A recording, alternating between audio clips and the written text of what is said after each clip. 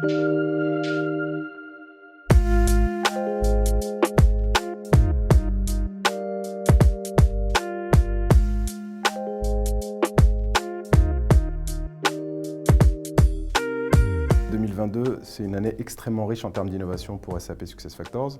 Ce n'est pas nous qui le disons, c'est Josh Bersin, l'analyste qu'on ne présente plus, qui a qualifié notre dernière release de la décennie. Pourquoi?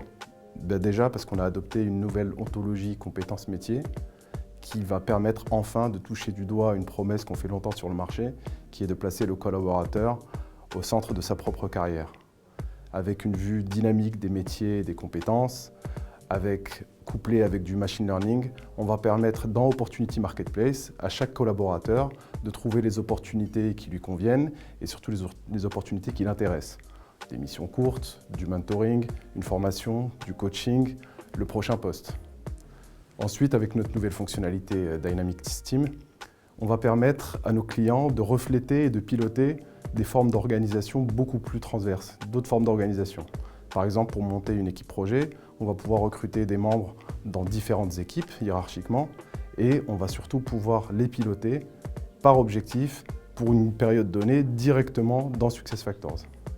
Et enfin, je vous avais parlé l'année dernière de WorkZone, notre plateforme d'expérience qui permet aux collaborateurs de trouver en un point unique l'ensemble de ces applicatifs métiers, qu'ils soient SAP ou non SAP.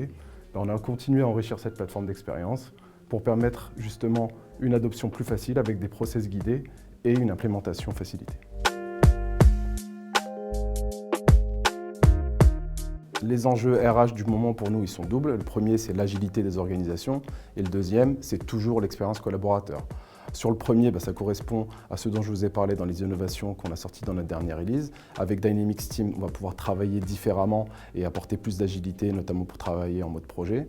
Et avec Opportunity Marketplace, ça va permettre de bien capitaliser sur les compétences qu'ont les collaborateurs dans leurs organisations pour pouvoir les positionner ailleurs. Et en deuxième, sur l'expérience collaborateur, c'est ce dont je vous parlais avec WorkZone. L'idée, c'est aussi d'adresser cette notion de fatigue digitale qui est un vrai sujet aujourd'hui dans les entreprises. Le partenariat avec HRPass en 2022 a été très fructueux, énormément de belles signatures, notamment sur les ETI.